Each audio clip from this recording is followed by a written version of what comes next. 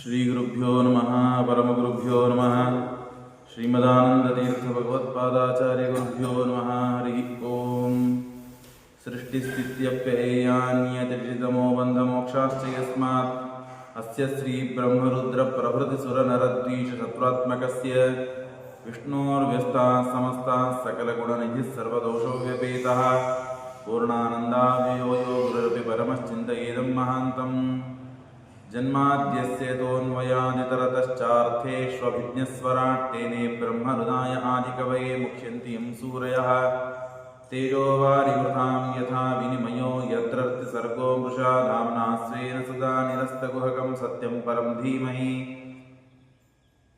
ಧರ್ಮ ವಿಜ್ಞಾನ ವೈರಾಗ್ಯ ಪರಮೈಶ್ವರ್ಯಶಾಲಿನಃ ಆನಂದತೀರ್ಥ ಭಗವತ್ಪಾದಾನ್ ವಂದೇ ನಿರಂತರಂ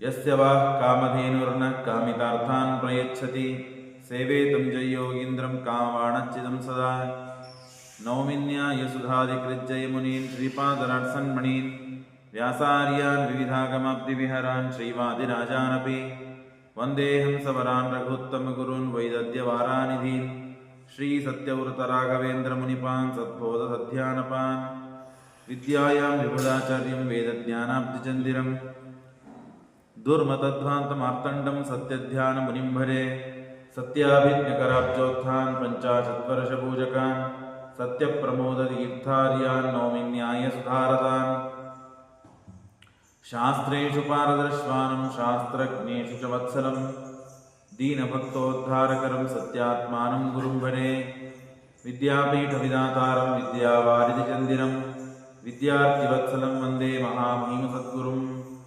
ಆಪಾದಮೂನಿಪರ್ಯಂతం ಗುರುಣಾಂ ಆಕೃತಿಂ ಸ್ಮರೇತ್ ತೇನ ವಿಘ್ನಾಃ ಪ್ರಣಶ್ಯಂತಿ ಸಿದ್ಧ್ಯಂತಿ ಚ ಮನೋರಥಾಃ ಶ್ರೀ ಗುರುಭ್ಯೋ ನಮಃ ಹರಿ ಓಂ.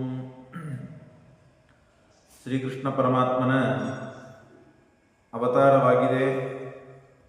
ಎಲ್ಲ ದೇವತೆಗಳಿಗೂ ಸಂತೋಷವಾಗಿದೆ. ದೇವತೆಗಳು ಪುಷ್ಪವೃಷ್ಟಿಯನ್ನು ಮಾಡಿದ್ದಾರೆ. ವಸುದೇವ ದೇವಕಿ ಪರಮಾತ್ಮನನ್ನು ಕುರಿತು ಸ್ತೋತ್ರ ಮಾಡಿದ್ದಾರೆ. ಅದ್ಭುತವಾದದ್ದು.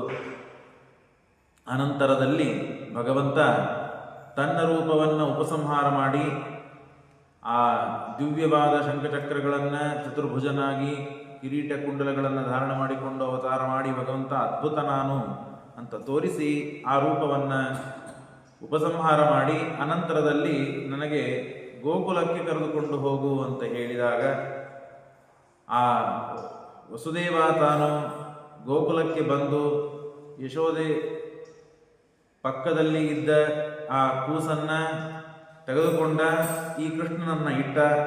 ಆಗ ಮತ್ತೆ ಮಥುರೆಗೆ ಬರ್ತಾನೆ. ಆಗ ಪ್ರತಿ ಬಾರಿ ಕಂಸ ಸಂಹಾರ ಮಾಡುವಂತೆ ಹೆಣ್ಣು ಕೂಸು ಅಂತೂ ವಿಚಾರ ಮಾಡದೇನೆ ಎತ್ತಿ ಅಪ್ಪಳಿಸುವುದಕ್ಕೆ ಬಂದರೆ ದುರ್ಗಾದೇವಿ ಆಗಿ ಪ್ರಕಟಳಾಗಿ ತಾನು ಮುಂದೆ ಆಗುವ ಎಲ್ಲ ಸುದ್ದಿಗಳನ್ನು ಹೇಳ್ತಾಳೆ. ನಿನ್ನನ್ನು ಸಂಹಾರ ಮಾಡೋ ವ್ಯಕ್ತಿ ಹುಟ್ಟಿ ಆಗಲೇ ನನ್ನನ್ನೇನು ಸಂಹಾರ ಮಾಡ್ತೀಯಾ ಅಂತ ಅವನನ್ನು ಬೈದು ಅನಂತರದಲ್ಲಿ ಕಂಸ ಎಲ್ಲ ಮಂತ್ರಿಗಳನ್ನು ತನ್ನ ಸೈನ್ಯವನ್ನು ಕರೆದು ವಿಚಾರ ಮಾಡಿದಾಗ ಎಲ್ಲ ಸಣ್ಣ ಕೂಸುಗಳನ್ನು ಈಗ 10 ದಿನಗಳಲ್ಲಿ ಯಾವ ಹುಟ್ಟಿದ ಕೂಸುಗಳಿವೆಯೋ ಎಲ್ಲವನ್ನು ಕೊಂದು ಹಾಕಿಬಿಡೋಣ ಅಂತಂದಾಗ ಅದೇ ರೀತಿಯಾಗಿ ಮಾಡ್ತಾರೆ. ಮತ್ತು ವಿಷ್ಣು ಭಕ್ತರಿಗೆ ಪೀಡೆ ಕೊಡ್ತಾರೆ. ಇಷ್ಟೆಲ್ಲ ಮಾಡಿ ಅನಂತರದಲ್ಲಿ ಈಚೆ ಬೆಳಗ್ಗೆ ಮುಂಜಾನೆ ಹೊತ್ತಿಗೆ ಯಶೋಧಾದೇವಿ ಕಣ್ಣು ಬಿಟ್ಟು ನೋಡ್ತಾಳೆ. ಅದ್ಭುತ ಕಮಲದಂತೆ ಕಣ್ಣು ಉಳ್ಳ, ಕಮಲದಂತೆ ಮುಖವುಳ್ಳ, ಮಂದಸ್ಮಿತವಾದ ಮುಖ ಇದ್ದಂತಹ ಕೂಸು, ತೈಲಪುಂಜವಾದ ಕೂಸು. ಆ ಬಾಲಕನ ನೋಡಿ ಬಹಳ ಸಂತೋಷಪಟ್ಟಿದ್ದಾಳೆ. ನಂದನಿಗೂ ಖುಷಿಯಾಗಿದೆ. ಎಲ್ಲ ಊರಿನ ಜನರಿಗೆ ಕರೆದಿದ್ದಾರೆ. ಎಲ್ಲರೂ ಪರಸ್ಪರವಾಗಿ ಎಲ್ಲ ಮಾತನಾಡಿ ಬಹಳ ಸ್ತೋತ್ರ ಮಾಡಿದ್ದಾರೆ. ಎಲ್ಲರಿಗೆ ಸಂತೋಷವಾಗಿ ಎಲ್ಲರೂ ಆಟವನ್ನ ಆಡಿದ್ದಾರೆ. ಇಷ್ಟೆಲ್ಲ ವೈಭವದಿಂದ ಇರುವ ಪ್ರಸಂಗ. ಆಗ ನಂದ ಹೇಳ್ತಾನೆ, ಪ್ರತಿ ವರ್ಷಕ್ಕೂ ಒಮ್ಮೆ ಹೋಗಿ ಕಪ್ಪು ಕಾಣಿಕೆ ಕಟ್ಟಬೇಕು, ಟ್ಯಾಕ್ಸನ್ನು ಕಟ್ಟಬೇಕು ಕಂಸನಿಗೆ. ನಾನು ಹೋಗಿ ಬರ್ತೇನೆ ಅಂತ ತಾನು ಹೊರಟಿದ್ದಾನೆ. ಆಗ ತಾನು ಕಟ್ಟಿಯಾಗಿ ತಿರುಗಿ ಬರಬೇಕಾದಾಗ ವಸುದೇವನಿಗೆ ಭೇಟಿಯಾಗಿ ಬರಬೇಕು ಅಂತ ಹೇಳಿ ನಂದ ವಸುದೇವನನ್ನು ಭೇಟಿಯಾದಾಗ ವಸುದೇವ ಪರಸ್ಪರವಾಗಿ ಇವನಿಗಾದ ಕಷ್ಟ ಸುಖಗಳನ್ನು ಅವನು ಹೇಳ್ತಾನೆ, ಅವನಿಗಾದ ಕಷ್ಟ ಸುಖಗಳನ್ನು ಇವನು ಹೇಳ್ತಾನೆ, ಪರಸ್ಪರ ಎಲ್ಲ ಮಾತನಾಡ್ತಾರೆ. ಆವಾಗ ವಸುದೇವ ಹೇಳ್ತಾನೆ, ನಿನಗೆ ಈ ವಯಸ್ಸಿಗೆ ಮಕ್ಕಳು ಆಗುವುದೇ ಕಷ್ಟ ಇತ್ತು, ದೇವರ ಅನುಗ್ರಹವಾಗಿದೆ, ಅದ್ಭುತ ಸಂತಾನವಾಗಿದೆ ಅಂತ ಕೇಳಿ ಸಂತೋಷವಾಯ್ತಪ್ಪ. ನೀನು ನಿನ್ನ ಊರಿಗೆ ಮತ್ತೆ ತಿರುಗಿ ಬೇಗನೆ ಹೋಗು, ಏನೋ ಅಪಶಕುನ ನನಗೆ ಕಾಡ್ತಾ ಇದೆ, ಅದು ನಿನಗೆ ತೊಂದರೆ ಕೊಡ್ತದೆ ಅನ್ನಿಸ್ತದೆ, ನೀನು ಹೊರಟು ಹೋಗು ಲಗುನೆ ಅಂತಂದಾಗ ಆ ವಸುದೇವನ ಮಾತನ್ನು ಕೇಳಿ ನಂದ ತಾನು ತನ್ನ ಊರಿಗೆ ಬರ್ತಾ ಇದ್ದಾನೆ. ಈಚೆ ಮತ್ತು ಎಲ್ಲ ಮುತ್ತೈದೆ ಸ್ತ್ರೀಯರು ಬಂದು ಆ ಕೂಸನ್ನು ನೋಡಿ ಆಶೀರ್ವಾದ ಮಾಡೋದಕ್ಕಾಗಿ ಬಂದಿದ್ದಾರೆ. ಅರ್ಶನ ಕುಂಕುಮ ಅಂತಂತಾರಲ್ಲ, ಅದಕ್ಕೆ ಎಲ್ಲರನ್ನ ಕರೆದಿದ್ದಾಳೆ ಯಶೋದೆ. ಆಗ ಕಂಸೇನ ಪ್ರಹಿತ ಘೋರ ಪೂತನ ಬಾಲಘಾತಿನಿ, ಒಬ್ಬ ಪೂತನ ಅಂತನ್ನುವ ರಾಕ್ಷಸಿ, ಅವಳು ಬಾಲಕರನ್ನು ಕೊಲ್ಲುವುದರಲ್ಲಿ ಎಕ್ಸ್ಪರ್ಟ್, ಬಾಲಕರನ್ನು ಕೊಂದು ತನ್ನ ಕಾರ್ಯವನ್ನು ಸಾಧಿಸುವುದರಲ್ಲಿ ಅತ್ಯಂತ ನಿಪುಣಳು. ಹಾಗಾಗಿ ಆ ಪೂತನೆಯನ್ನ ಕಳಿಸಿದ್ದಾನೆ ಕಂಸ. ಆಗ ತಾನು ಎಲ್ಲರೂ ಮುತ್ತೈದೆಗಳು ಒಳ್ಳೆ ಸೀರೆಯನ್ನು ಉಟ್ಟುಕೊಂಡು ಅಲಂಕಾರ ಭರಿತವಾಗಿ ಹೆರಳುಗಳನ್ನು ಹಾಕಿಕೊಂಡು ಮಾಲೆಗಳನ್ನು ಹಾಕಿಕೊಂಡು ಭಾರಿ ತಯಾರಾಗಿ ಬಂದಿದ್ದಾಳೆ. ಇವಳು ಉತ್ತಮ ರೂಪವನ್ನು ತಾಳಿ ಬಂದಿದ್ದಾಳೆ. ಹಾಗಾಗಿ ಎಲ್ಲರಿಗೂ ಗೊತ್ತಾಗಲೇ ಇಲ್ಲ ಇವಳು ರಾಕ್ಷಸಿ ಅಂತ ಹೇಳಿ. ಎಲ್ಲರೂ ಬರ್ರಿ ಬರ್ರಿ ಬರ್ರಿ ಅಂತ ಸ್ವಾಗತ ಮಾಡಿ ಒಳಗೆ ಕರೆದು ಕೂಡಿಸಿದ್ರು. ಮತ್ತೆ ಎಲ್ಲರ ತೊಡೆ ಮೇಲೆ ಕೂಸು ಹೇಗಿದೆ ಕೊಡ್ರಿ ಅಂತ ನೋಡಿದ್ರೆ ಎಲ್ಲರೂ ತೊಡೆ ಮೇಲೆ ಕೂಸನ್ನ ಇಟ್ಟುಕೊಂಡು ಆಟ ಆಡಿಸೋರು, ಮುದ್ದಾಡೋರು, ಹೀಗೆಲ್ಲ ಮಾಡುವ ಪ್ರಥೆ. ಹಾಗಾಗಿ ಯೋಷಿತ್ವ ಮಾಯಾತ್ಮಾನಂ ಪ್ರಾವಿಶತ್ ಕಾಮಚಾರಿಣಿ, ಏನು ಬೇಕಾದ ರೂಪವನ್ನು ತೆಗೆದುಕೊಳ್ಳುವ ಸಾಮರ್ಥ್ಯ ಇತ್ತು ಅವಳಿಗೆ. ಹಾಗಾಗಿ ತನ್ನ ನಿಜವಾದ ರೂಪದಿಂದ ಬಂದಿದ್ರೆ ಎಲ್ಲರೂ ಗಾಬರಿಯಾಗಿ ಓಡೋಗಿ ಏನಾದರೂ ಸಮಸ್ಯೆ ಮಾಡೋರು. ಆದರೆ ಇವಳು ಆ ರೂಪದಿಂದ ಬಂದೇ ಇಲ್ಲ, ಉತ್ತಮ ರೂಪವನ್ನು ಧಾರಣೆ ಮಾಡಿಕೊಂಡು ಬಂದಿದ್ದಾರೆ. ಹಾಗಾಗಿ ಎಲ್ಲರೂ ತನ್ನ ಯಶೋದೆಯ ಕೂಸನ್ನ ಗ್ರಹಣ ಮಾಡಿ ಆಶೀರ್ವಾದ ಮಾಡುವ ನೆಪದಲ್ಲಿ ತಾನೂ ಕೂಡ ಅದನ್ನು ತೆಗೆದುಕೊಂಡು ಅನಂತಮಾರೋಪದಂಕಂ ಅಂತಕಂ ಯಥೋರಗಂ ಸುಪ್ತಮಬುದ್ಧಿಮುಜ್ಜುವೀಹಿ ತಸ್ಮಿನ್ ಸ್ತನಂ ದುರ್ವರವೀರ್ಯಮುಲ್ಬಣಂ ಘೋರಾಂಕಮಾದಾಯ ಶಿಶೋರ್ದಧೋವಥ. ಆಗ ಕೃಷ್ಣನನ್ನ ಎತ್ತುಕೊಂಡಿದ್ದಾಳೆ. ತಾನು ತನ್ನ ಸ್ತನಪಾನವನ್ನು ಮಾಡಿಸಬೇಕು, ಹಾಲನ್ನು ಕುಡಿಸಬೇಕು. ವಿಷಪೂರಿತವಾದ ಹಾಲದು. ಹಾಗಾಗಿ ವಿಷಪೂರಿತವಾದ ಹಾಲನ್ನು ಕುಡಿಸಿ ಕೃಷ್ಣನನ್ನ ಕೊಂದು ಹಾಕಬೇಕು ಅಂತ ವಿಚಾರ ಅವಳದು. ದೇವರೇನು ಮಾಡಲಿಲ್ಲ, ದೇವರನ್ನ ಕರೆದುಕೊಂಡ್ಲು.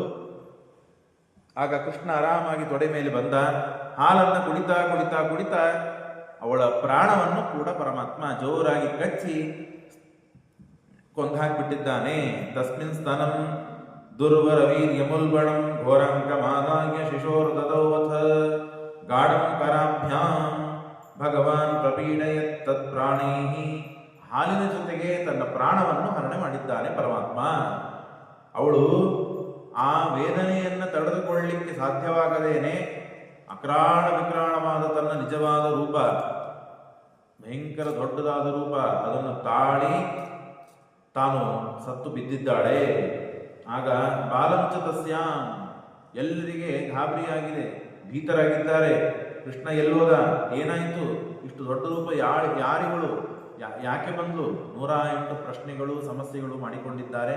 ಕೃಷ್ಣ ಆರಾಮಾಗಿ ಆ ಪೂತನಾ ದೇಹದ ಮೇಲೆ ಆಟ ಆಡ್ತಾ ಇದ್ದಾಳೆ. ಏನು ಸಮಸ್ಯೆ ಆಗಿಲ್ಲ ಅವನಿಗೆ. ಈ ಪೂತನಾನೇ ಹಿಂದೆ ರಾಮಾವತಾರದಲ್ಲಿ ತಾಟಕೆಯಾದವಳು.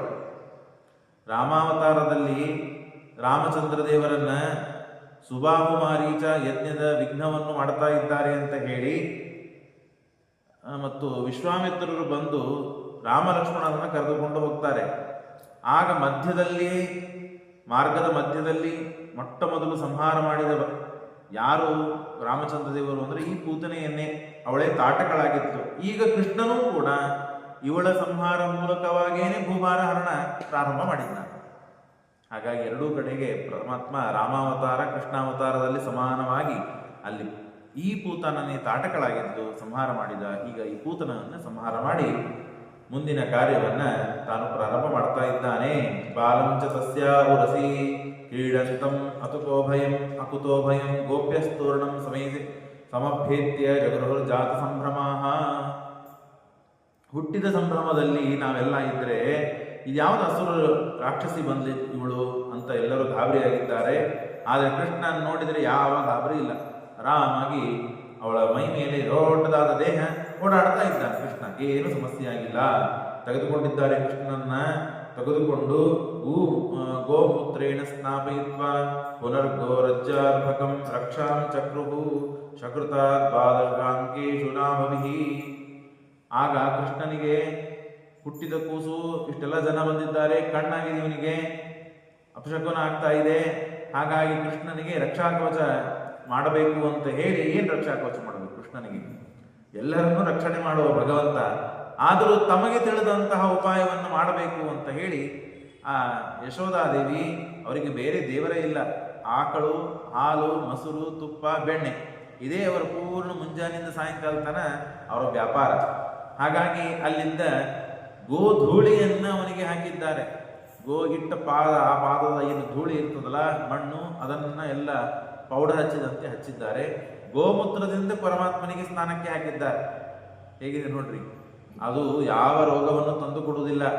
ಗೋಗಳು ಅಂತಂದ್ರೆ ಅವರ ಪಾಲಿಗೆ ದೇವತೆಗಳು. ಹಾಗಾಗಿ ಗೋಮೂತ್ರೇಣ ಸ್ನಾಪಯಿತ್ವ ಗೋರಜ್ಜಾರ್ಭಕಂ ರಕ್ಷಾಂ ಚಕ್ರುಹು. ಆ ಗೋ ಮೂತ್ರದಿಂದ ಸ್ನಾನ ಹಾಕಿ ಗೋಮಣ್ಣಿನ ರಕ್ಷಾಕವಚವನ್ನು ಅವನಿಗಿಟ್ಟು ಪಾಪ ಅವನನ್ನ ತಮಗೆ ಸಮಾಧಾನ ಮನಸ್ಸಿಗೆ ಏನಾಗ್ತದನ್ನು ಮಾಡಿದ್ದಾರೆ. ಇಷ್ಟು ನಡೀತಾ ಇದೆ, ಎಲ್ಲರಿಗೆ ಸಮಸ್ಯೆ. ಇಲ್ಲೇನೋ ಇವಳು ಬಂದು ಸತ್ತು ಹೋದ್ಲು, ಆದರೆ ದೇಹಕ್ಕೆ ಸಂಸ್ಕಾರ ಆಗಬೇಕು.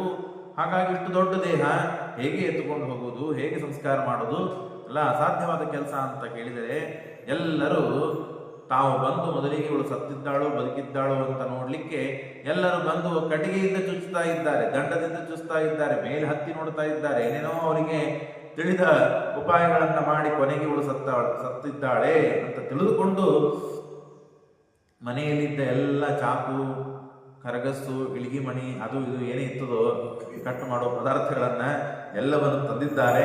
ತಂದು ಆ ದೇಹವನ್ನ ತುಂಡು ತುಂಡಾಗಿ ಕತ್ತರಿಸಿದ್ದಾರೆ, ಪೂತನಾ ದೇಹವನ್ನ. ಇದು ಪ್ರಾಣಾಯ ಬದ್ಧಾದ್ಭಿಹಿ ಗೋಭಿರಕ್ಷಣ ಸ್ನಾಯಿತ್ವಾ ಪಾಯಿತ್ವಾ ಸ್ತನಂ ಮಾತಃ ಸನ್ನೇಹಂ ವಿಷದಾತ್ಮಜಂ ನೂನಂ ಬಹಿರ್ ಸಂಜಾತೋ ಯೋಗೇಶೋ ವಾ ಸಮಾಸತಃ ಸ ಏವಂ ದೃಷ್ಟೋ ವ್ಯುತ್ಪಾತಃ. ಹೀಗೆ ಪೂತನಾ ದೇಹವನ್ನ ಕತ್ತರಿಸಿ ಆಗ ಪೂತನಾ ದೇಹವನ್ನ ಊರಿನ ಆಚೆ ತೆಗೆದುಕೊಂಡು ಹೋಗಿ ಸುಡ್ತಾ ಇದ್ದಾರೆ. ಸುಟ್ಟರೆ ದುರ್ಗಂಧ ಬರಬೇಕು, ಆದರೆ ಸುಗಂಧ ಬರ್ತಾ ಇದೆ. ಏನಪ್ಪ ಯಾರೋ ಉದ್ದಿನ ಕಟ್ಟಿ ಹಚ್ಚಿದ್ದಾರೇನೋ, ಸೆಂಟ್ ಹೊಡ್ಕೊಂಡಿದ್ದಾರೇನೋ ಅಂತ ಅನ್ಬೇಕು, ಅಷ್ಟು ಸುಗಂಧ ವಾಸನೆ ಬರ್ತಾ ಇದೆ. ಯಾಕೆ? ಈ ಪೂತನಾದಲ್ಲಿ ಇದ್ದವಳು ಊರ್ವಶಿ, ಎರಡು ಜೀವಗಳು ಇರುವಲ್ಲಿ. ಹಾಗಾಗಿ ಆ ಪೂತನ ತಾನು ಸತ್ತು ತಮಸ್ಸಿಗೆ ಹೋಗಿದ್ದಾಳೆ. ಆದರೆ ಊರ್ವಶಿ ಅಂತನವಳು ಪರಮಾತ್ಮನಿಗೆ ಸ್ತನಪಾನ ಮಾಡಿಸಿದ್ದಕ್ಕೆ, ಭಕ್ತಿಯಿಂದ ದೇವರಿಗೆ ನೈವೇದ್ಯ ಮಾಡಿದ್ದಕ್ಕೆ ಅವಳು ತನ್ನ ಸ್ಥಾನವನ್ನು ಪಡೆದಿದ್ದಾಳೆ. ಅವಳಿಗೆ ಶಾಪವಾಗಿತ್ತು. ಹಾಗಾಗಿ ತಾನು ರಾಕ್ಷಸಿ ಆಗುವ ಪ್ರಸಂಗ ಇತ್ತು. ಅವಳು ತನ್ನ ಕೃಷ್ಣನಿಗೆ, ಸ್ವಾಮಿಯಾದ ಭಗವಂತನಿಗೆ ಮತ್ತು ನೈವೇದ್ಯ ರೂಪದಲ್ಲಿ ಸ್ತನಪಾನ ಮಾಡಿಸಿದ್ದಕ್ಕೆ ಅವಳಿಗೆ ತನ್ನ ಉತ್ತಮ ಗತಿ ಆಗಿದೆ ಅಂತ ತಿಳಿಸಿದ್ದಾರೆ. ಹಾಗಾಗಿ ಯಾರು ದೇವರಿಗೆ ಭಕ್ತಿಯಿಂದ ತನ್ನನ್ನು ತಾನು ಅರ್ಪಣ ಮಾಡ್ತಾನೋ ಮತ್ತು ತನ್ನ ವಸ್ತುಗಳನ್ನು ಅರ್ಪಣ ಮಾಡ್ತಾನೋ ಎಲ್ಲವೂ ದೇವರದ್ದೇ. ಹಾಗಾಗಿ ದೇವರಿಗೆ ಅರ್ಪಣೆ ಮಾಡುವುದು ಅಷ್ಟೇ ಕೆಲಸ ನಮ್ಮದು. ಅಷ್ಟು ಮಾಡಿಬಿಟ್ರೆ ಆಯಿತು. ಈಗ ನಮ್ಮ ಮನೆಯಲ್ಲಿ ಇದ್ದಿದ್ದು ನಿಮಗೆ ತಂದು ಕೊಡಬೇಕು ನಾನು, ಆದರೆ ದೇವರಿಗೆ ಕೊಡೋದು ನಮ್ಮ ಮನೆಯಲ್ಲಿ ಇದ್ದದ್ದು ಕೊಡ್ಲಿಕ್ಕೆ ಸಾಧ್ಯ ಇಲ್ಲ. ನಮ್ಮ ಮನೆಯೂ ದೇವರದೇ ಇದೆ, ನಾವು ದೇವರದೇ, ಎಲ್ಲವೂ ದೇವರದೇ ಅಂತಂದ ಮೇಲೆ ದೇವರು ನಿನಗೆ ಕೊಡ್ತಾ ಇದ್ದೇವೆ. ತುಭ್ಯಮೇವ ಸಮರ್ಪಯೇ, ನಿನ್ನದೇ ನಿನಗೆ ಕೊಡ್ತಾ ಇದ್ದೇವೆ ಅಂತ ನಾವು ಭಕ್ತಿಯಿಂದ ಒಂದು ಸಮರ್ಪಣೆ ಮಾಡಿಬಿಟ್ರೆ ಸಾಕು, ದೇವರು ತೃಪ್ತನಾಗ್ತಾನೆ. ನಮಗೆ ಕೊಡಬೇಕಾದ ವರಗಳನ್ನೆಲ್ಲ ದೇವರು ಕೊಡ್ತಾನೆ. ಹಾಗಾಗಿ ಈ ಕಥೆಯ ಮೂಲಕವಾಗಿ ನಾವು ಆ ತತ್ವವನ್ನು ತಿಳಿದುಕೊಂಡು ಮುಂದೆಯ ಕಥೆಯನ್ನು ತಿಳಿಸ್ತಾರೆ. ಕದಾಚಿತ್ ಔತ್ಥಾನಿಕ ಕೌತುಕ ಆಪ್ಲುವೆ ಜನ್ಮಕ್ಷಯೋಗೆ ಸಮವೇತ ಯೋಷಿತಾಂ ವಾದಿತ್ರ ಗೀತಾದ್ವಿಜ ಮಂತ್ರವಾಚಕೈಶ್ಚಕಾರ ಸೂನೋರಭಿಷೇಕಂ ಸತಿ. ಒಂದು ದಿನ ಏನಾಗಿದೆ, 3-4 ತಿಂಗಳಾಯಿತು. ಕೆಲವರಿಗೆ ಬಾಳಂತನ ಗಡಿಬಿಡಿ ಇತ್ತು ಅಂದರೆ 2.5 ತಿಂಗಳಲ್ಲಿ ಬಗೆಹರಿಸಿಬಿಡ್ತಾರೆ. ಕೆಲವರಿಗೆ 3 ತಿಂಗಳು, ಅಮ್ಮನ ಮನೆಯಲ್ಲಿ ಇರಬೇಕು ಅಂತ 3.5 ತಿಂಗಳು ಇರ್ತದೆ ಕೆಲವರು. ಹಾಗಾಗಿ ಇವಳು ಪಾಪ ಬಾಳಂತಿ ಆಯಿತು, ಎಲ್ಲ ಮುಗಿಸಿದ್ದಾಳೆ. ಮುಗಿಸಿ ಆದಮೇಲೆ ದೇವರ ಗುಡಿಗೆ ಹೋಗಿ ತಾನು ಎರ್ಕೊಂಡು ಕೂಸಿಗೆ ಎರೆದು ಸ್ನಾನಕ್ಕೆ ಹಾಕಿ ತಾನು ವಸ್ತ್ರಗಳನ್ನು ಅಲಂಕಾರ ಮಾಡಿಕೊಂಡು ದೇವರ ಗುಡಿಗೆ ಹೋಗಬೇಕು ಅಂತ ವಿಚಾರ ಮಾಡಿದ್ದಾರೆ. ಆ ದಿನವೇ ಕೃಷ್ಣ ಹುಟ್ಟಿದ ನಕ್ಷತ್ರವಿತ್ತು.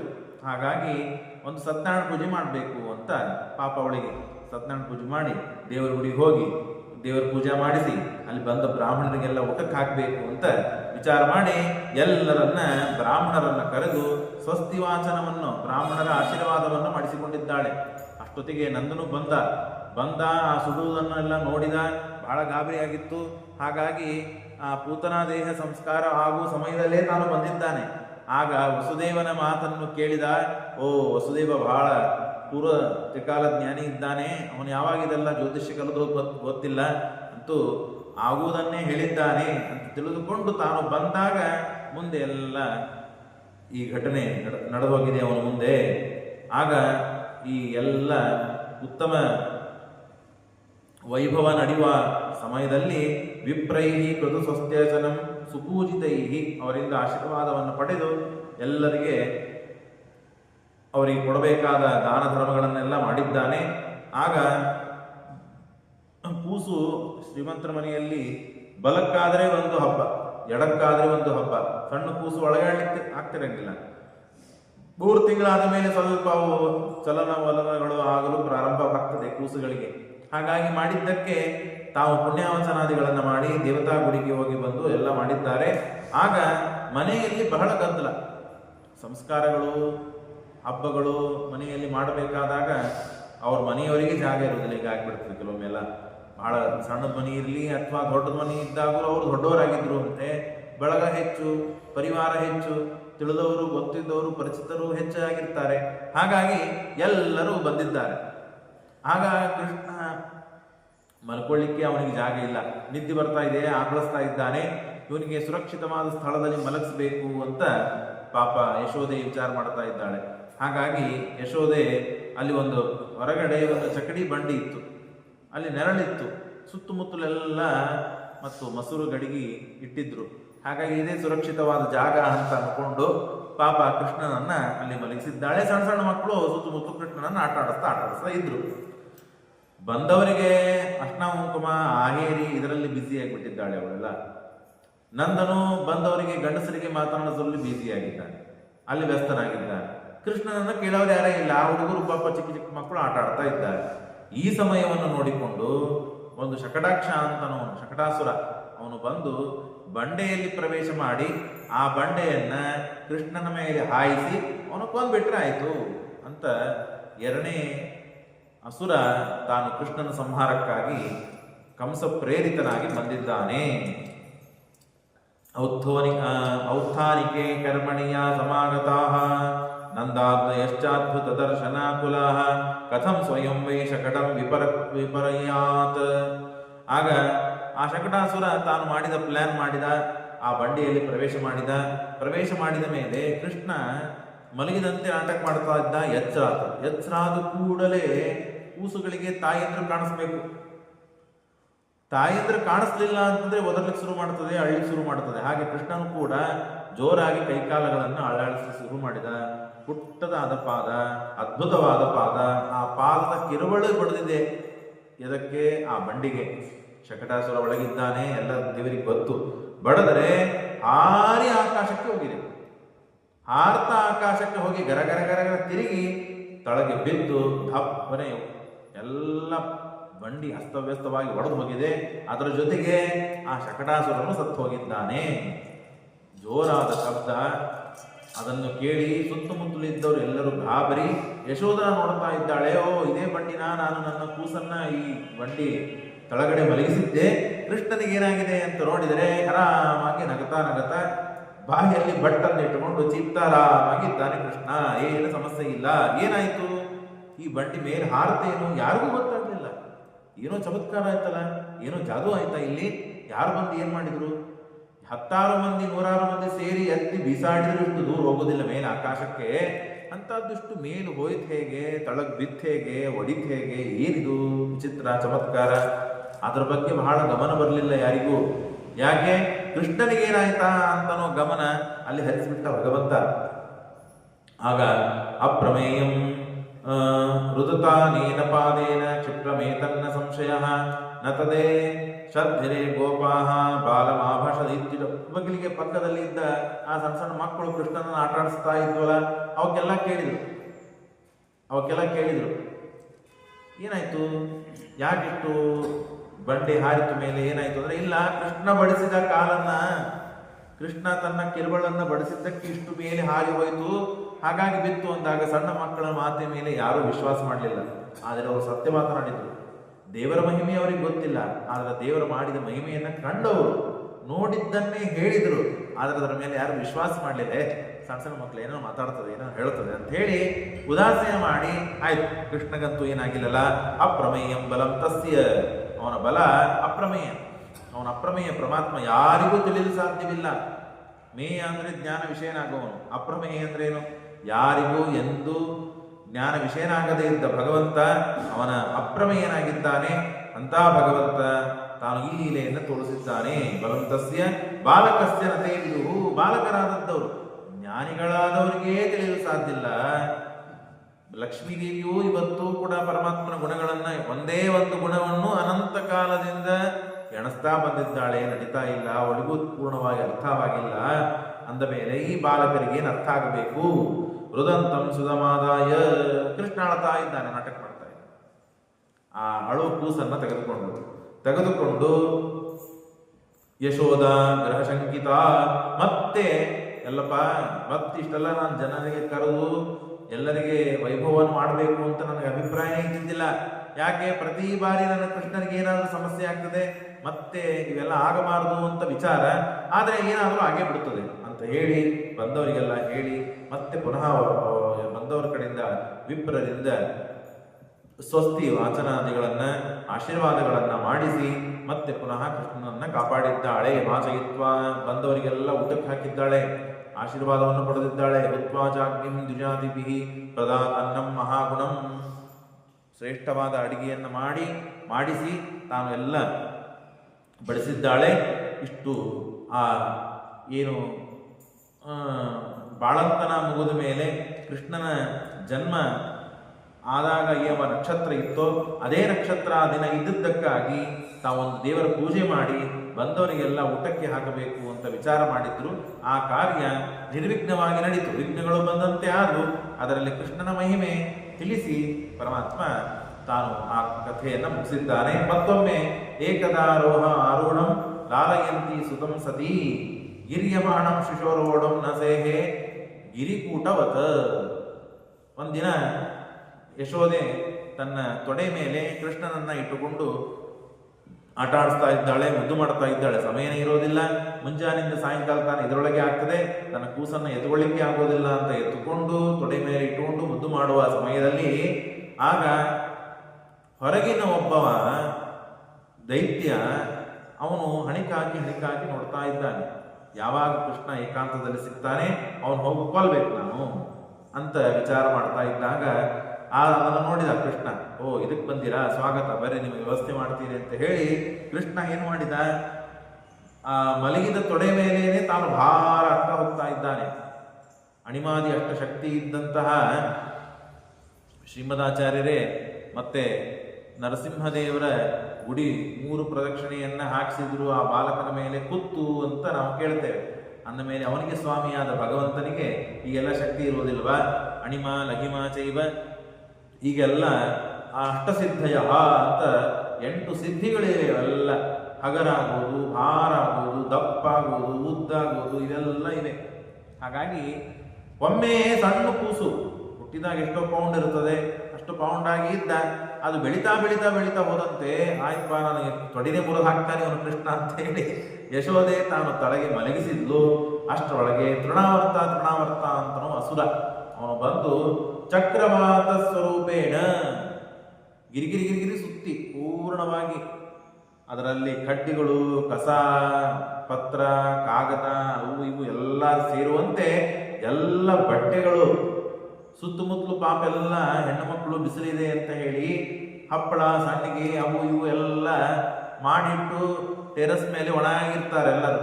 ಅವರಿಗೆ ಅದು ಚಿಂತೆ, ಜೋರ್ ಬಿರುಗಾಳಿ ಬರ್ತಾ ಇದೆ, ಹಾಗಾಗಿ ಇದನ್ನೆಲ್ಲ ಉಳಿಸ್ಕೋಬೇಕು ಅಂತ ಹೋದ್ರೆ ಅವೆಲ್ಲ ಅದರಲ್ಲಿ ಚಕ್ರವಾಕದಲ್ಲೇನೆ ಹಾರಿಕೊಂಡು ಹೋಗ್ತಾ ಇವೆ.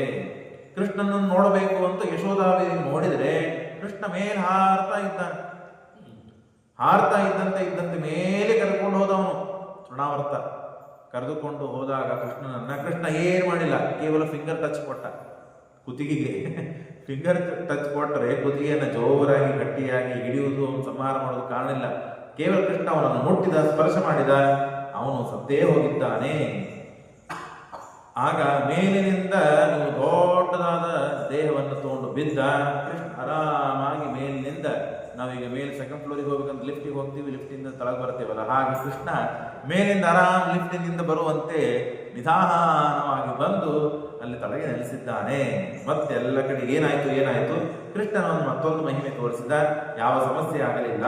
ತೃಣಾವರ್ತ ಶಾಂತರಮಯ ವತ್ಯಾರೂಪೋಧರಹರನ್ ಕೃಷ್ಣಾಂ ನಭೋಗತೋ ಹಂತುಂ ನಾಶಕ್ನೋತ್ ಭೂರಿಭಾರಕೃತ. ನಭಕ್ಕೆ ಕರೆದುಕೊಂಡು ಆಕಾಶಕ್ಕೆ ಕರೆದುಕೊಂಡು ಹೋಗಿ ಕೃಷ್ಣನನ್ನ ಸಂಹಾರ ಮಾಡಬೇಕು ಅಂತ ಪ್ರಯತ್ನಪೂರ್ವಕವಾಗಿ ವಿಚಾರ ಮಾಡಿದ ವ್ಯಕ್ತಿ ತಾನೇ ಕೃಷ್ಣನಿಂದ ಸಂಹಾರಗೊಂಡ, ಸತ್ತು ಹೋಗ್ಬಿಟ್ಟಿದ್ದಾನೆ ಅಂತ.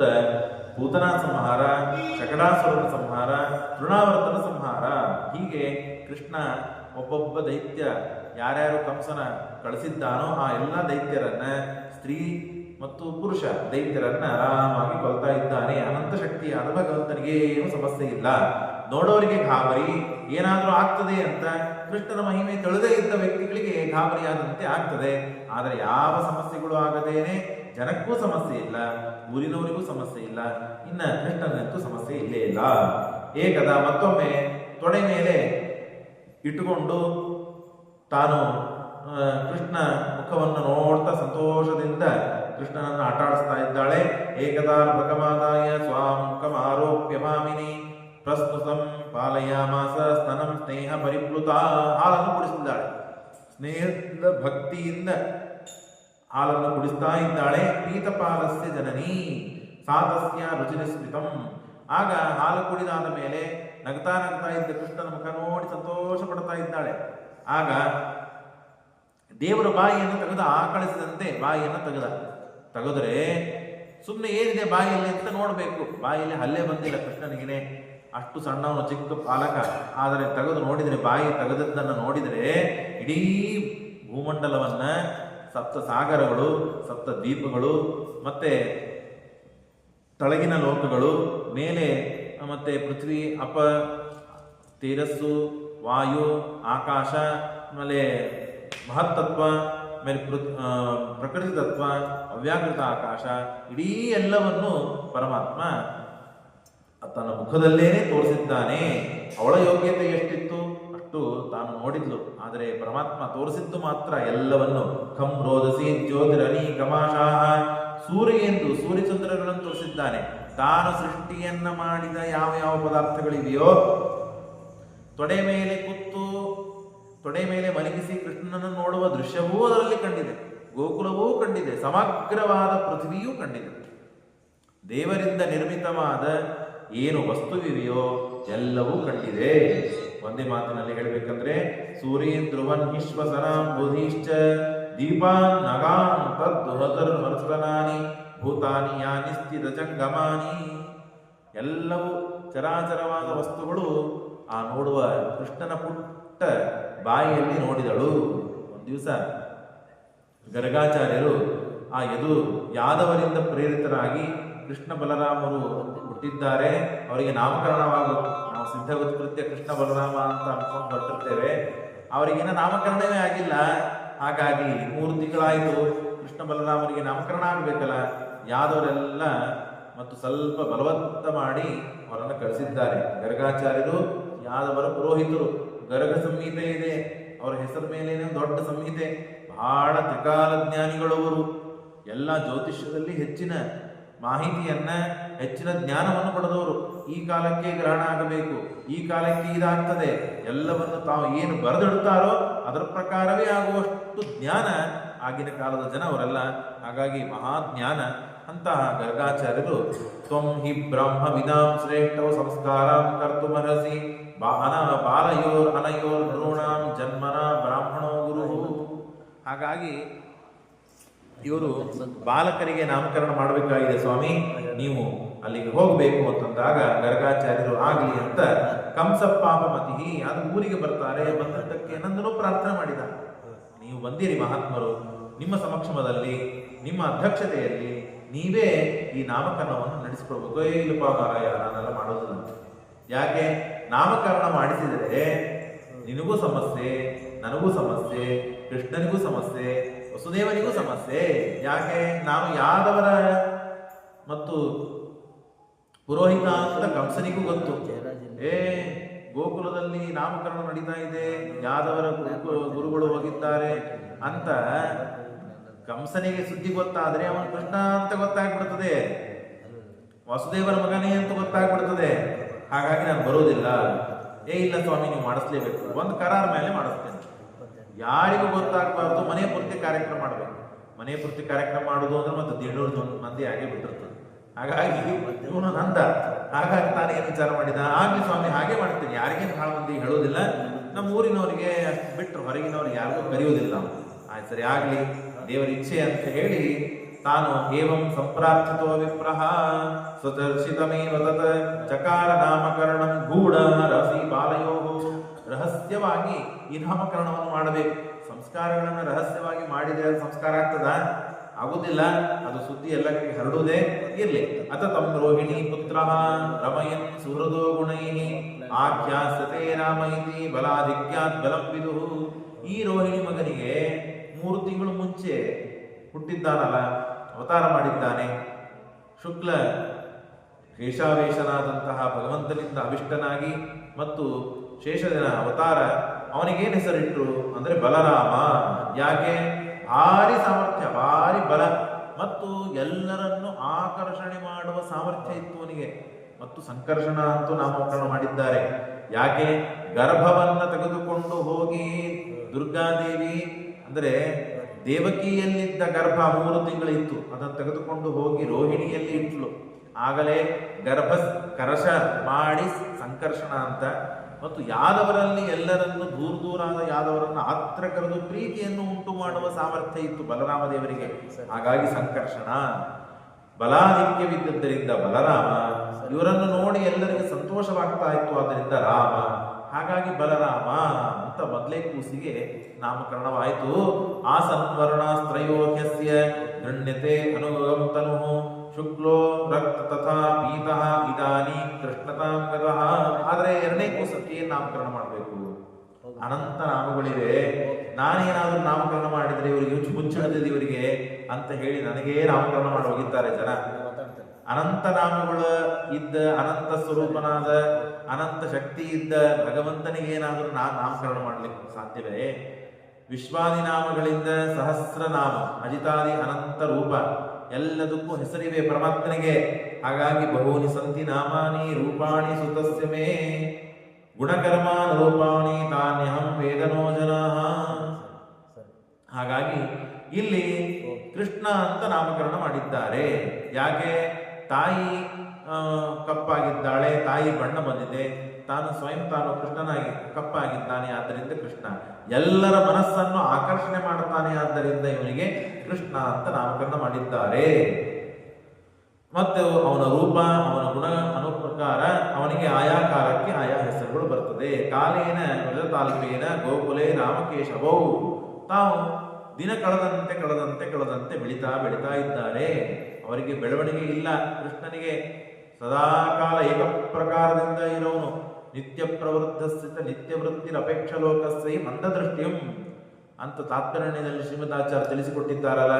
ಅವನಿಗೆ ಪ್ರವೃತ್ತಿ ಇಲ್ಲೇ ಇಲ್ಲ, ಮಂದ ದೃಷ್ಟಿ. ನಾವೆಲ್ಲ ಬೆಳಿತೀವಲ್ಲ, 2 ತಿಂಗಳು 3 ತಿಂಗಳು 1 ವರ್ಷ 5 ವರ್ಷ 50 ವರ್ಷ 100 ವರ್ಷ, ಕೊನೆಗೆ ಸತ್ತ, ಹುಟ್ಟಿದ ಸತ್ತ. ಹಾಗೆ ದೇವನು ಭಗವಂತ ಭೂಮಿ ಮೇಲೆ ಅವತಾರ ಮಾಡಿದ್ದಾನೆ. ಹಾಗಾಗಿ ಅವನು ಬೆಳೆದಂತೆ ತೋರಿಸಬೇಕು ಜನಕ್ಕೆ ಅಂತ ಮೋಹ ಮಾಡ್ತಾ ಇದ್ದಾನೆ ಹೊರತು ಅವನಿಗೆ ನಿಜವಾಗಿ ಯಾವ ಮತ್ತೆ ಬೆಳವಣಿಗೆ ಇತ್ಯಾದಿಗಳು ಯಾವುದೂ ಇಲ್ಲ. ಸರಿ, ಕಾಲೇನ ವ್ರತಾಲ್ಪೇನ ಕೊನೆಗೆ ಅಂಬೆಗಾಲನ್ನ ಇಡಲು ಪ್ರಾರಂಭ ಮಾಡಿದ. ಬಹಳ ಸಮಸ್ಯೆ ಆಯಿತು ಯಶೋಧಾದೇವಿಗೆ. ಅಡಿಗೆ ಮನೆಗೆ ಹೋಗ್ತಾನೆ, ಅಲ್ಲಿಂದ ಕರ್ಕೊಂಡ್ಬಂದು ಮತ್ತೆ ಕುಡಿಸ್ತಾಳೆ. ಪಡಸಲಿಗೆ ಹೋಗ್ತಾನೆ, ಮತ್ತೆ ಅಲ್ಲಿಂದ ಕರ್ಕೊಂಡು ಹೊರಗೆ ಹೋಗ್ತಾನೆ, ಏನೇನೋ ವ್ಯಾಪಾರ ಮಾಡ್ತಾನೆ. ಅವನನ್ನು ಹಿಡಿಯುವುದರೊಳಗೆ ಇಡೀ ದಿವಸ ಬ್ಯುಸಿ ಆಗಿಬಿಡ್ತಾಳೆ ಅವಳು ಯಶೋಧ. ಬಲರಾಮ ಕೃಷ್ಣ ತನ್ನ ಲೀಲೆಗಳನ್ನು ತೋರಿಸ್ತಾ ತೋರಿಸ್ತಾ ದೊಡ್ಡವರಾಗ್ತಾ ಇದ್ದಾರೆ. ಅಂಬೆಗಾಲ ಇಡುವ ಸಮಸ್ಯೆ ಇವನಿಗಾದರೆ ಯಶೋಧಾಗ ಬಹಳ ಸಮಸ್ಯೆ ಆಯ್ತು. ಅವನನ್ನ ನೋಡೋದ್ರೊಳಗೇನೆ ಇಡೀ ದಿವಸ ಕಳೆದು ಹೋಗ್ತಿತ್ತು. ಏನ್ ಮಾಡ್ಬೇಕು ಅಂತ ವಿಚಾರ. ತನ್ಮಾತರೋ ನಿಜಸತೋ ನಯ ಧ್ರುವಂತೋ ಪಂಕಾರುಹಾಗ ರುಚಿರಾ ಉಪಗೌರದೋರ್ಭ್ಯಾಂ ದತ್ವಾಸ್ತನಂ ಪ್ರಭವಿತೋ ಸ್ವ ಮುಖಂ ನಿರೀಕ್ಷ ಮುಗ್ಧಾಸ್ಮಿತಾಲ್ಪದಶನಂ ಇಂ ಪ್ರಮೋದಂ. ಕೃಷ್ಣನ ಚರಿತ್ರೆ ಆರಾಮಾಗಿ ಹೋಗ್ತದೆ, ಯಾವ ಸಮಸ್ಯೆ ಇಲ್ಲ. ಹೇಳೋರಿಗೆ ಸಮಸ್ಯೆ ಇಲ್ಲ, ಕೇಳೋರಿಗೆ ಸಮಸ್ಯೆ ಇಲ್ಲ. ಸಮಸ್ಯೆ ಎಲ್ಲಿ ಅಂದ್ರೆ ಭಕ್ತಿ ಬರದೇ ಇದ್ರೆ ಸಮಸ್ಯೆ ಅಷ್ಟೇ. ದೇವರ ಚರಿತ್ರೆ ನಡೀತಾ ಇರ್ತದೆ. ಎಲ್ಲ ಲೀಲೆಗಳು. ನಾವು ನಮ್ಮ ಕೂಸನ್ನ ಅಥವಾ ನಮ್ಮ ಮಕ್ಕಳನ್ನ ಪಾಲನೆ ಪೋಷಣೆಗಳನ್ನ ಮಾಡಬೇಕಾದಾಗ ಕೃಷ್ಣನನ್ನ ಯಶೋಧಾದೇವಿ ಹೇಗೆ ರಕ್ಷಣೆ ಮಾಡಿದ್ಲು ಅಥವಾ ರಕ್ಷಣೆ ಮಾಡಿದಂತೆ ರಕ್ಷಿತನಾಗುವಂತೆ ದೇವರು ತೋರಿಸಿದ ಹಾಗೆ ನಾವು ಕೂಡ ಮನೆ ಕೆಲಸಗಳಲ್ಲಿ ಹಿಂದೆ ಕೇಳಿವಿ. ಶೃಣ್ವನ್ ಸ್ಮೃಣನ್ ಸಂಸ್ಮರಯಂಶ್ಚ ಚಿಂತಯನ್. ಯಾವ ಕೆಲಸದಲ್ಲಿ ಯಾರು ಮಗ್ನರಾಗಿರ್ತಾರೋ ಆ ಕೆಲಸದಲ್ಲಿ ಅಂತರ್ಯಾಮಿಯಾದ ಭಗವಂತನನ್ನು ಉಪಾಸನೆ ಮಾಡ್ತಾರೆ. ಈಗ ಸಣ್ಣ ಬತ್ತಿ ಮಾಡ್ತಾ ಇದ್ದೀರಿ ನೀವು. ಬತ್ತಿ ಮಾಡೋದು ಯಾಕೆ? ತೆಂಗಿನಕಾಯಿ ಹೊಡಿತಾ ಇದ್ದೀರಿ, ತೆಂಗಿನಕಾಯಿ ಹೊಡೆಯೋದು ಯಾಕೆ? ಮಕ್ಕಳನ್ನು ಸಾಕ್ತಾ ಇದ್ದೀರಿ, ಸ್ನಾನಕ್ಕೆ ಹಾಕ್ತಾ ಇದ್ದೀರಿ, ಯಾಕೆ? ಒಳಗಿದ್ದ ಭಗವಂತ ಬತ್ತಿ, ಅದರಿಂದ ದೇವರಿಗೆ ಮಂಗಳಾರತಿ ಆರತಿ ಮಾಡ್ಲಿಕ್ಕೆ ಸಾಧ್ಯವಿದೆ. ಅನಂತ ದೀಪದ ಕಾಂತಿ ಇದ್ದ ಭಗವಂತನಿಗೆ ಇದೊಂದು ಸೇವೆ ಅಂತ ಅನುಸಂಧಾನ ಮಾಡಿಬಿಟ್ರೆ ಅದು ಬರುವ ಪುಣ್ಯ ಹೆಚ್ಚು ಪುಣ್ಯ ಬರುತ್ತೆ. ಹಾಗಾಗಿ ಆ ಪರಮಾತ್ಮನ ಮಹಿಮೆಗಳನ್ನ ನಾವು ಹೇಳ್ತಾ ಇದ್ದಾಗ ಈ ಅನುಸಂಧಾನ ಪೂರ್ವಕವಾಗಿ ನಾವು ಹೇಳುವುದು ಮಾಡಿದರೆ ಬರುವ ಪುಣ್ಯ ಹೆಚ್ಚು ಬರ್ತದೆ. ಅದರಿಂದ ಲಾಭ ನಮಗೆ ಹೆಚ್ಚಾಗ್ತದೆ. ಇದಕ್ಕಾಗಿಯೇ ನಾವು ಇದನ್ನು ಕೇಳಬೇಕು. ಆಗ ಕೃಷ್ಣ ಸ್ವಲ್ಪ ಅಂಬೆಗಾಲ ಬಿಟ್ಟು ಕಾಲ್ನಡಿಗೆಯಿಂದ ನಡೆಯುವಷ್ಟು ದೊಡ್ಡವನಾದ. ಆಗ ಒಂದು ಟೀಮ್ ತಯಾರು ಮಾಡ್ಕೋತಾನೆ ಕೃಷ್ಣ. ಬಹಳ ಕುಳುಕೋಚಿ ಮಾಡುವ ಸ್ವಭಾವ ಇದ್ದಂತೆ ದೇವರು ತೋರಿಸ್ತಾನೆ. ಆ ಎಲ್ಲ ಗೆಳೆಯರು ಹಾಗೆ ಸಿಕ್ಕಿದ್ರು ಅವನಿಗೆ. ಎಲ್ಲ ಪ್ರತಿ ಒಂದೊಂದು ದಿನ 3 ಮನೆಗಳನ್ನ ಹಿಡಿದಿದ್ದ ಕೃಷ್ಣ. ಹೋಗುವುದು, ಧ್ವಂಸ ಮಾಡೋದು, ಬೆಣ್ಣೆ ಮೊಸರು ಗಡಿಗೆ ಒಡೆಯುವುದು, ಬೆಣ್ಣೆ ತಿನ್ನುವುದು, ತಿನ್ನಿಸುವುದು, ಬರುವುದು, ಹೀಗೆಲ್ಲ ತಾನು ಮಾಡುವ ವ್ಯಾಪಾರವನ್ನ ಪರಮಾತ್ಮ ಒಬ್ಬೊಬ್ಬರ ಮನೆಗೆ ಒಂದೊಂದು ಪಾಳಿ ಹಾಕಿದ್ದ. ಒಂದೊಂದು ದಿನ ಸೋಮವಾರ ಇವ್ರ ಮನೆಗಳಿಗೆ ಹೋಗುವುದು, ಮಂಗಳವಾರ ಹೀಗೆ ಅಂತ ಹೇಳಿ ತನ್ನ ಗೆಳೆಯರಿಂದ ಕೂಡಿಕೊಂಡು ಕೃಷ್ಣ ಈ ಎಲ್ಲ ವ್ಯವಸ್ಥೆ ಮಾಡಿಕೊಂಡಿದ್ದ. ಆಗ ಒಂದಿನ ಹೀಗೆ ಮಾಡಬೇಕಾದಾಗ ಅವನಿಗೆ ಸಿಟ್ಟು. ಆಕಳ ಮುಂದೆ ತನ್ನ ಚಿಕ್ಕ ಚಿಕ್ಕ ಕರುಗಳನ್ನು ಕರೆದುಕೊಂಡು ಹೋಗಿ ತೋರಿಸ್ತಾರೆ. ತೋರಿಸಿ ಹಾಲು ಸುರಿಸ್ಲಿಕ್ಕೆ ಪ್ರಾರಂಭ ಮಾಡಿದರೆ ಮತ್ತೆ ಆ ಕರುಗಳನ್ನು ಸ್ವಲ್ಪ ಕುಡಿಸಿದಂತೆ ಮಾಡಿ ಹೋಗಿ ಕಟ್ಟಿಬಿಡ್ತಾರೆ. ಎಷ್ಟು ಸ್ವಾರ್ಥಿಗಳಿದ್ದಾರೆ ಇವರು. ಕರುವಿಗೆ ಹಾಲು ಕುಡಿಲಿಕ್ಕೆ ಬಿಡುವುದಿಲ್ಲ ಅಂತ ಹೇಳಿ ಕೆಲವರು ಪಾಪ ಬಾವಿ ಮೇಲೆ ಬಟ್ಟಿ ಒಗಿತಿರ್ತಾರೆ, ಅಥವಾ ಬಚ್ಚಲ ಮನೆಯಲ್ಲಿ ಪಾತ್ರೆ ತಿಕ್ತಿರ್ತಾರೆ, ಅಥವಾ ಅಡಿಗೆ ಮನೆಯೊಳಗೆ ಒಲೆ ಹೊತ್ತಿಸ್ತಿರ್ತಾರೆ. ಆ ಸಮಯಕ್ಕೆ ಈ ಕೃಷ್ಣ ಹೋಗಿ ತನ್ನ ಎಲ್ಲ ಗೆಳೆಯರಿಗೆ ಹೇಳ್ತಾ ಇದ್ದ, ಒಬ್ಬೊಬ್ಬರ ಮನೆಯೊಳಗೆ ನೀವು ಹೋಗ್ರಿ, ಅಲ್ಲೆಲ್ಲ ಕರುಗಳನ್ನು ಕಟ್ಟಿರ್ತಾರೆ, ಬಿಚ್ಚಿಬಿಡ್ರಿ. ಆ ಕರುಗಳನ್ನೆಲ್ಲ ಬಿಚ್ಚಿಬಿಡುವುದು. ಆ ಕರುಗಳು ನೇರವಾಗಿ ತನ್ನ ತಾಯಿ ಹತ್ರ ಬರುವುದು, ಮೊಲೆಗೆ ಬಾಯಿ ಹಚ್ಚಿ ಹಾಲನ್ನು ಪೂರ್ಣ ಕುಡಿಯುವುದು. ಎಚ್ಚಲಿಗೆ ಹಾಲನ್ನು ಬಾಯಿ ಹಚ್ಚಿ. ಅದು ಇವರಿಗೆಲ್ಲ ಅಸಮಾಧಾನ. ಇದನ್ನೆಲ್ಲ ಮಾಡಿದ್ದು ಕೃಷ್ಣನೇ.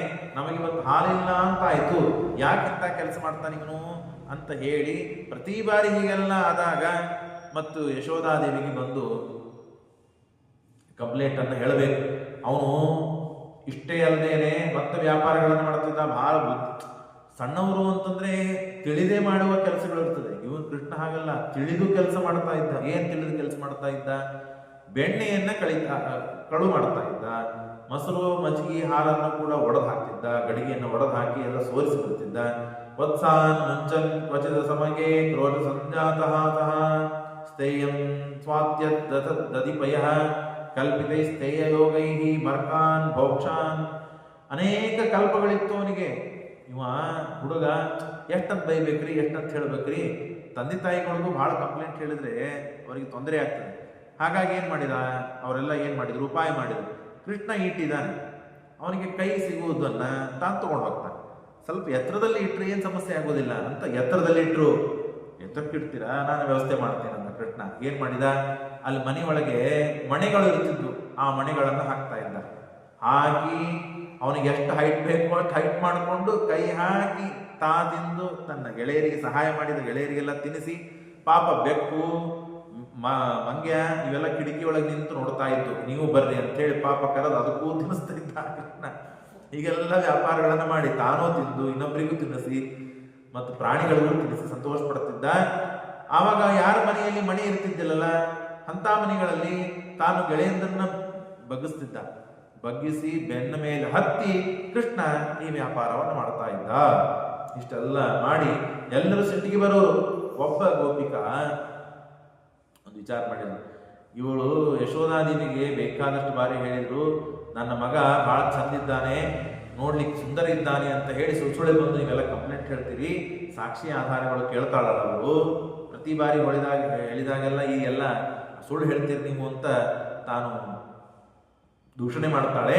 ಹಾಗಾಗಿ ಈ ಬಾರಿ ಅವನನ್ನ ರೈಟ್ ಹ್ಯಾಂಡ್ ಆಗಿ ಸಾಕ್ಷಿ ಆಧಾರ ಸಮೇತವಾಗಿ ಆ ಕೃಷ್ಣನ ಹಿಡಿದು ಯಶೋಧಾದೇವಿಯನ್ನು ಕರ್ಕೊಂಡು ಹೋಗೋಣ ಅಂತ ಒಬ್ಬ ಗೋಪಿಕೆ ಗಟ್ಟಿ ಮನಸ್ಸು ಮಾಡಿ ಕೃಷ್ಣ ದೂರದಿಂದ ಇವಳು ಪಾಳಿ ಇತ್ತು, ಮನಿ ಪಾಳಿ. ಕೃಷ್ಣ ಪಾಳಿ ಹಾಕಿತ್ತಲ್ಲ, ಇವರು ಮನಿ ಪಾಳಿ ಇತ್ತು. ಕೃಷ್ಣ ದೂರಿಂದ ಬರ್ತಾ ಇದ್ದಾನೆ. ಅವನು ಏನು ವಿಚಾರ ಮಾಡ್ತಿದ್ದ, ಮನೆಗೆ ಎಲ್ಲ ಕೆಲಸ ಮುಗಿಸಿ ಹೊರಗೆ ಆಕಳನ್ನ ಮೇಲಿಕ್ಕೆ ಕರ್ಕೊಂಡು ಹೋದಾಗ ಮನೆಯಲ್ಲಿ ಯಾರಿಲ್ಲದೆ ಇದ್ದ ಸಮಯ ನೋಡಿಕೊಂಡೇ ತಾನು ಒಳಗೆ ಬರ್ತಿದ್ದ ಕೃಷ್ಣ, ಚಾಣಾಕ್ಷಣ ತನ್ನ ಬುದ್ಧಿವಂತಿಕೆಯಿಂದ. ಆಗ ಇವಳು ಬಾಗಲ ಹಾಕಿದ್ದಾಳೆ. ಬಾಗಲ ಹಾಕಿ ಬಾಗಲ ಹಿಂದೆ ಮತ್ತೆ ಬಚ್ಚಿಕೊಂಡಿದ್ದಾಳೆ ಈ ಗೋಪಿಕಾ. ಕೃಷ್ಣ ಬರಲಿ, ಅವನನ್ನು ಹಿಡಿತೇನೆ ಅಂತ. ಆಗ ಕೃಷ್ಣ ಮತ್ತೆ ಪ್ರತಿ ಬಾರಿ ಬರುವಂತೆ ಬಾಗಲ ಹಾಕಿದ ಮನೆ ಖಾಲಿ ಇದ್ದಿದ್ದಕ್ಕಾಗಿ ಮನೆ ಒಳಗೆ ಹೊಕ್ಕೋಣ ಅಂತ ಹೇಳಿ ಒಳಗೆ ಹೊಕ್ತಾನೆ.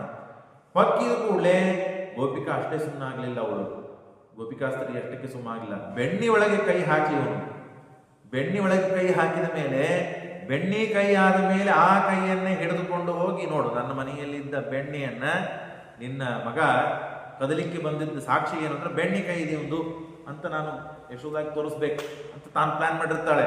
ಹಾಗಾಗಿ ಬಾಗಲ ತೆಗೆದ ತಕ್ಷಣ ಬಾಗಲ ಹಿಂದೆ ಡಕ್ಕಿಕೊಂಡು ಇರ್ತಾಳೆ ಇವಳು.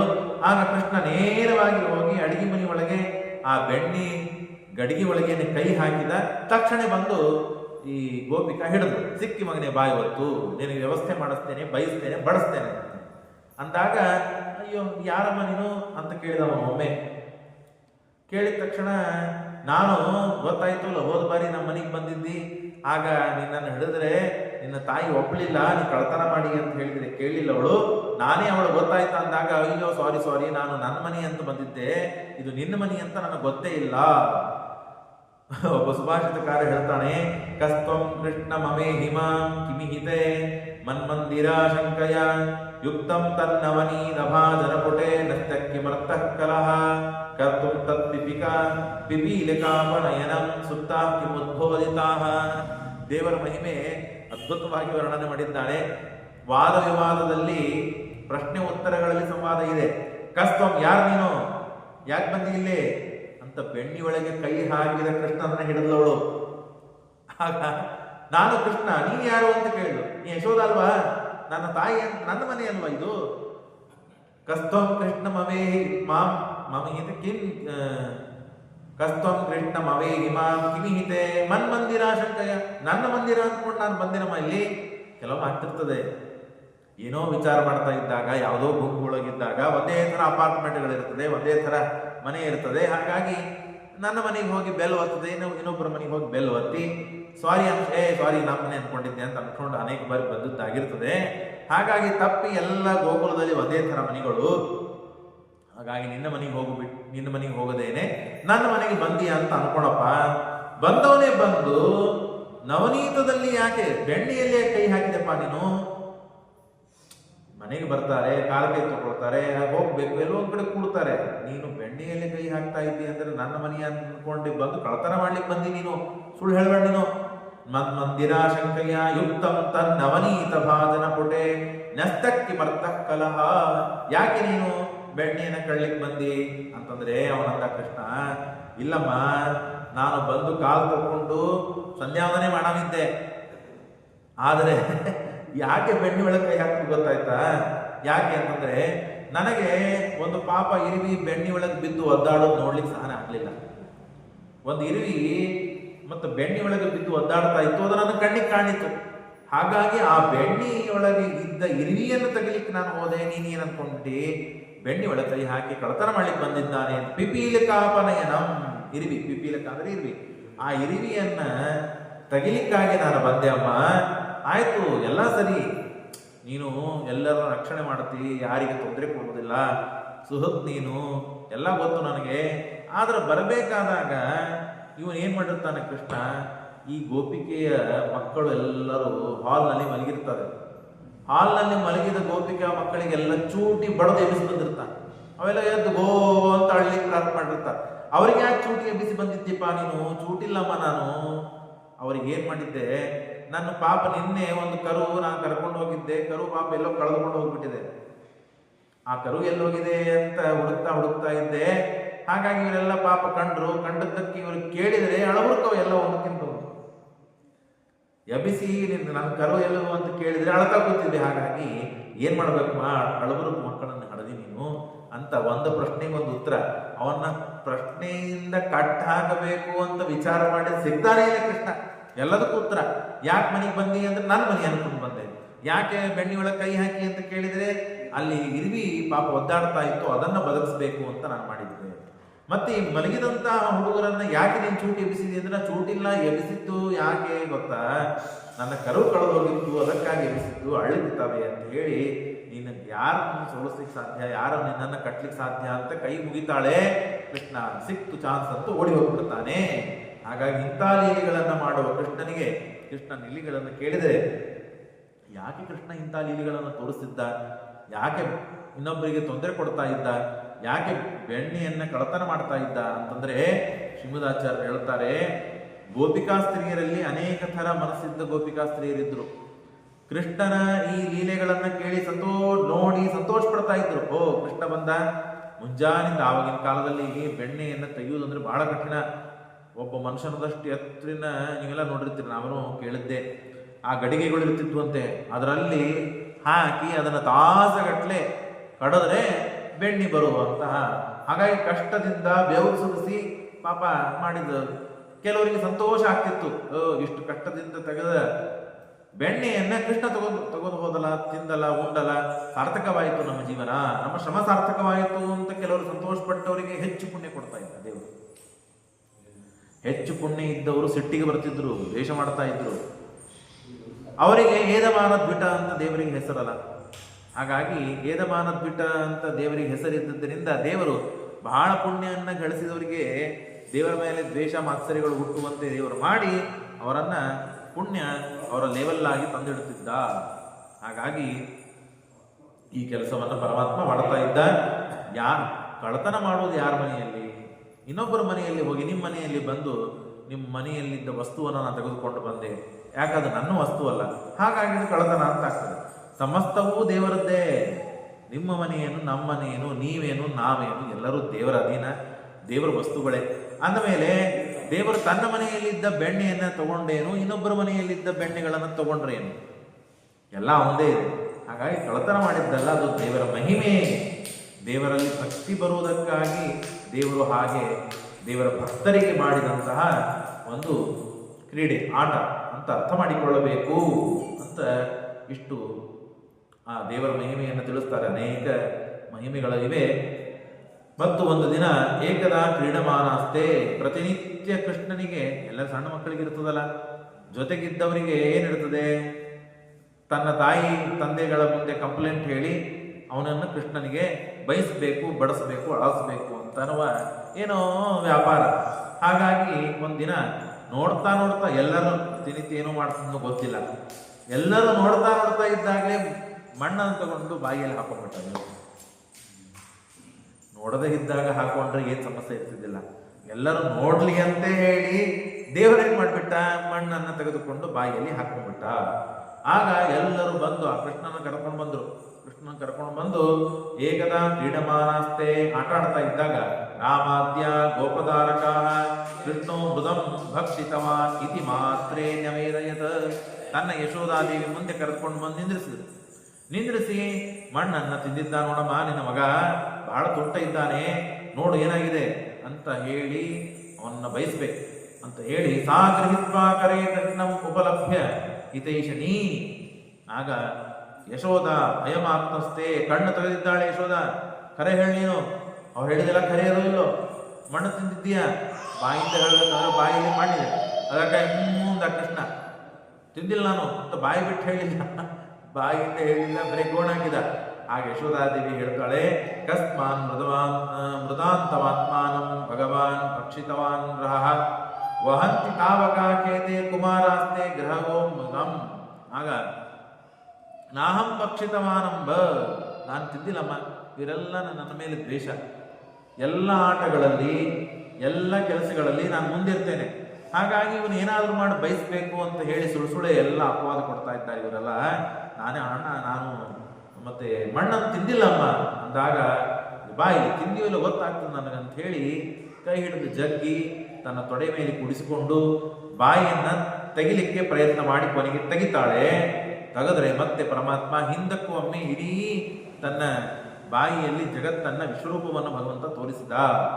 ಹಾಗೆ ಮತ್ತೊಮ್ಮೆ ಇಲ್ಲಿ ಕೃಷ್ಣ ಬಾಯಿಯನ್ನು ತೆಗೆದರೆ, ಸಾದತ್ತ ದೃಶೇ ವಿಶ್ವಂ ಜಗತ್ತಸ್ತುಶ್ಚಕಂ ದಿಶಃ ಸಾದ್ರದ್ವೀಪಾಬ್ಧಿ ಭೂಲೋಕಂ ಸವಾಯವ ಗೃಹಿಂದ ತಾರಕಂ. ಆಗ ಮತ್ತೆ ಪುನಃ ಇಡೀ ಸಮಗ್ರವಾದ ಬ್ರಹ್ಮಾಂಡವನ್ನ ಪರಮಾತ್ಮ ತೋರಿಸಿದ್ದಾನೆ. ಬಹಳ ಸಂತೋಷವಾಗಿದೆ, ದಿಗಲಾಗಿದೆ ಅವಳಿಗೆ, ಏನಿದು ನನ್ನ ಕೂಸ, ಏನು ಚಮತ್ಕಾರ ಮಾಡ್ತಾ ಇದೆ ಇದು ಅಂತ ಹೇಳಿ ಬಹಳ ದಿಗಲಾಗಿದೆ, ಬಹಳ ಸಂತೋಷವಾಗಿದೆ. ಮತ್ತೆ ಎರಡನೇ ಕ್ಷಣಕ್ಕೆ ದೇವರು ಯಾವಾಗ ಈ ಅದ್ಭುತವಾದಂತಹ ದೃಶ್ಯಗಳನ್ನು ತೋರಿಸ್ತಾನೋ ಆಗಷ್ಟ ದೇವರಲ್ಲಿ ಭಕ್ತಿ. ನಮಗೂ ಹೀಗೆ ಇದೆಯಲ್ಲ, ಏನಾದರೂ ನಮ್ಮ ಜೀವನದಲ್ಲಿ ಚಮತ್ಕಾರ ಆಯಿತು ಅಂದಾಗ ಮಾತ್ರ ದೇವರಲ್ಲಿ ಭಕ್ತಿ ಬರ್ತದೆ. ಉಳಿದೆಲ್ಲ ವಿಷಯಕ್ಕೆ ದೇವರಲ್ಲಿ, ದೇವರು ದೊಡ್ಡವನು ಅಂತಿಷ್ಟೇ, ಹೇಗೆ ದೊಡ್ಡವನು, ಯಾಕೆ ದೊಡ್ಡವನು, ಅವನಲ್ಲಿ ಏನು, ಅವನ ಚರಿತ್ರೆಗಳನ್ನ ಕೇಳಿದಾಗ ನಮ್ಮಲ್ಲಿ ಏನು ರೋಮಾಂಚನ ಆಗಬೇಕು ಅದೆಲ್ಲ ಆಗಲಿ ಬಹಳ ಕಷ್ಟ ಇದೆ. ಹಾಗಾಗಿ ಇಷ್ಟು ಪುಣ್ಯವಂತರಪ್ಪ ಇವರು, ಯಶೋಧಾದೇವಿ ಮತ್ತು ನಂದ ಎಷ್ಟು ಪುಣ್ಯ ಮಾಡಿದ್ದಾರೆ ಇವರು. ಎಲ್ಲ ಕೃಷ್ಣನ ಲೀಲೆಗಳನ್ನ ಹೇಳೋದು ಕೇಳೋದು ಮಾಡಿದರೆಗೆ ನಮಗೆ ಸಂತೋಷವಾಗ್ತದೆ. ಅಂತದ್ದು ಇವರು ಅದೆಲ್ಲ ಕಾರ್ಯಗಳಲ್ಲಿ ಭಾಗವಹಿಸಿದ್ದಾರೆ, ನೋಡುತ್ತಾರೆ, ಎಷ್ಟು ಸಂತೋಷ ಪಡ್ತಾರೆ, ಏನು ಪುಣ್ಯ ಮಾಡಿದ್ದಾರೆ, ಯಾರಿವರು ಅಂತ ಕೇಳಿದರೆ ಏನಿಲ್ಲ, ಅಷ್ಟ ಬಸುಗಳು ಅಂತಿದ್ದಾರೆ.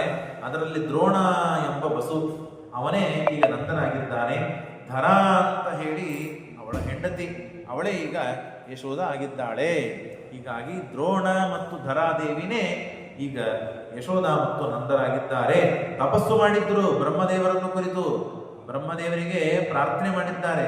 ದೇವರ ಲೀಲೆಗಳನ್ನು ನಾವು ನೋಡ್ಬೇಕು, ಈ ಸೌಭಾಗ್ಯ ನಮಗೆ ಸಿಗಬೇಕು ಅಂತ, ಆಗ ಸರಿಯಾಗಲಿ ಅಂತ ತಪಸ್ಸು ಮಾಡಿದ್ದಕ್ಕೆ ಏನೆಲ್ಲ ಲಭಿಸಲು ಸಾಧ್ಯವಿದೆಯೋ ಅದು ಕೇವಲ ತಪಸ್ಸಿನಿಂದಲೇ. ಹಾಗಾಗಿ ನೀವು ಪಡಿಬೇಕಾದದ್ದನ್ನ ಪಡೆದಿಲ್ಲ, ಸಾಧಿಸಬೇಕಾದದ್ದನ್ನು ಸಾಧಿಸಿಲ್ಲ ಅಂತಂದಾಗ ಮನುಷ್ಯ ಯಾವಾಗ ವಿಫಲನಾಗ್ತಾ ಹೋಗ್ತಾನೆ, ಯಾಗ ತನಗೆ ಸಾಧಿಸ್ಲಿಕ್ಕೆ ಆಗೋದಿಲ್ಲ, ಆಗ ಇನ್ನೊಬ್ಬರ ಮೇಲೆಲ್ಲ ಅಪವಾದ ಆಗ್ತಾ ಹೋಗ್ತಾನೆ. ನೀವು ಮಾಡಬೇಕಾಗಿ, ನೀವು ಬರಲಿಲ್ಲ, ನನ್ನ ಕಡೆಯಿಂದ ಮಾಡ್ಲಿಕ್ಕೆ ಆಗಲಿಲ್ಲ, ನೀವು ನನಗೆ ಕರೀಲಿಲ್ಲ, ಅದರಿಂದ ನಾನು ಬರಲಿಲ್ಲ, ನಾನು ಮಾಡ್ಲಿಕ್ಕಾಗಲಿಲ್ಲ, ದೇವರು ನನಗೇನು ಬೇಕಾದಷ್ಟೆಲ್ಲ ಮಾಡಿದ್ರು ದೇವರು ನನಗೇನು ಮಾಡ್ಲಿಕ್ಕೆ ಕೊಡಲಿಲ್ಲ, ಇನ್ನೊಬ್ರಿಗೆ ಮಾಡ್ಲಿಕ್ಕೆ ಕೊಟ್ಟ.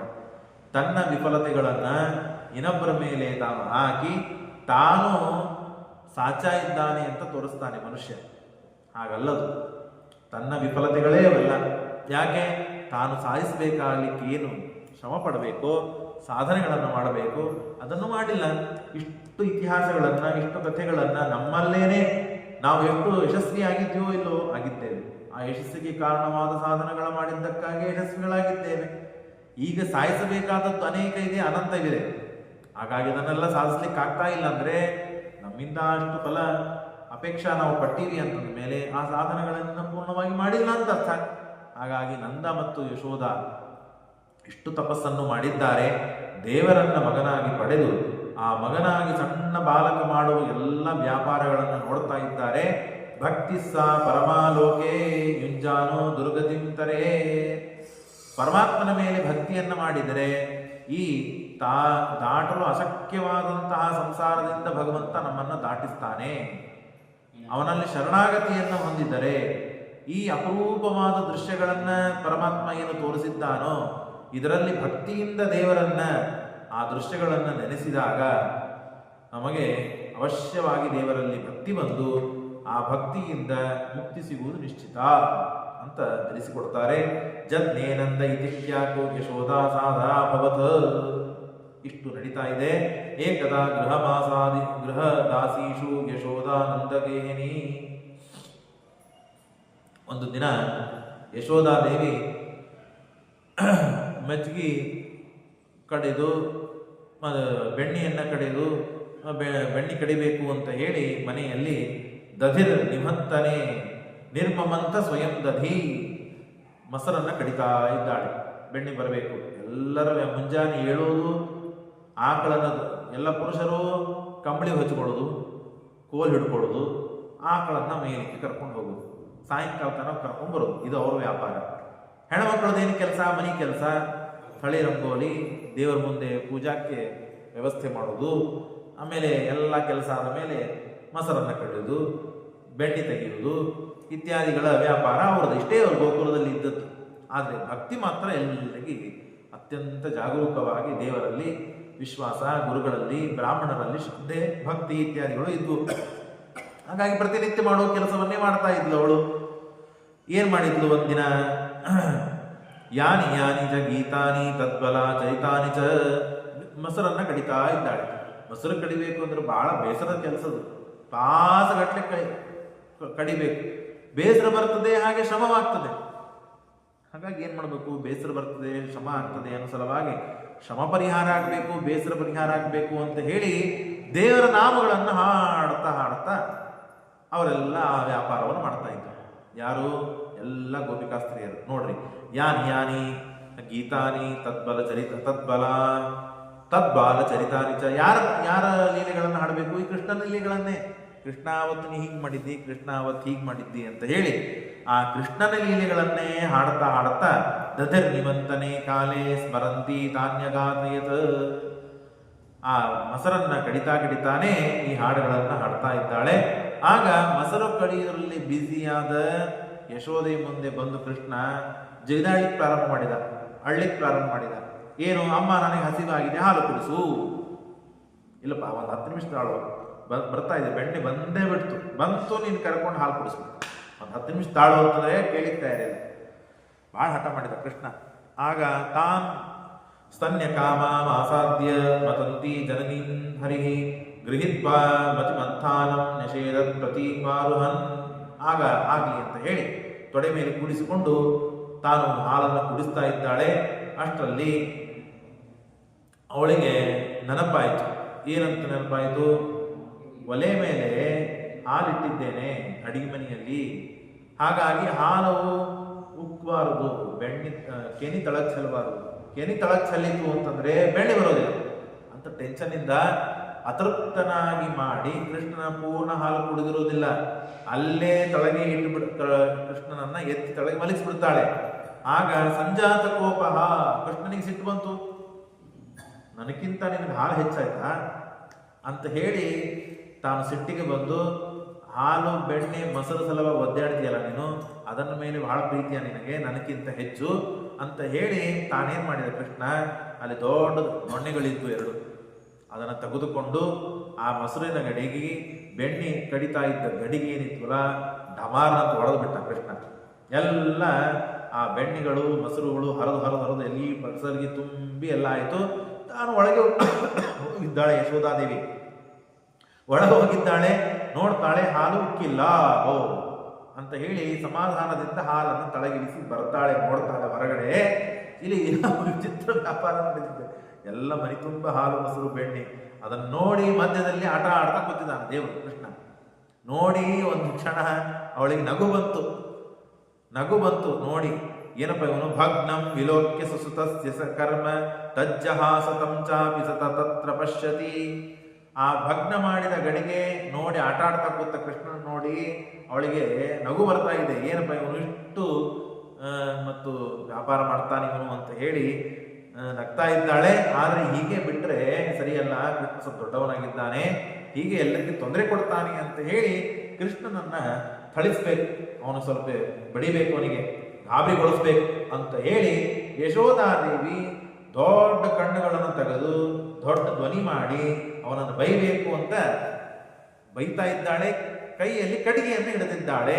ಎಟ್ಟಿಂ ತ್ಯತ್ವಾ ಎಟ್ಟಿಂ ಸುತಂ ಹಿಡಿದು ಬೈದರೆ ಕೃಷ್ಣ ಇಷ್ಟು ಮತ್ತೆ ಮುಖ ಮಾಡಿಬಿಟ್ಟ ಯಶೋಧಾದೇವಿಯನ್ನು ನೋಡಿ. ಯಶೋಧ ಗಾಬರಿಗೊಳಿಸಿದ್ರೆ ಬಹಳ ಗಾಬರಿಯಾದಂತೆ ಮುಖವನ್ನು ಮಾಡಿದ್ದಕ್ಕೆ ಯಶೋಧಾದೇವಿನೇ ಗಾಬರಿಗೊಂಡ್ಬಿಟ್ಲು.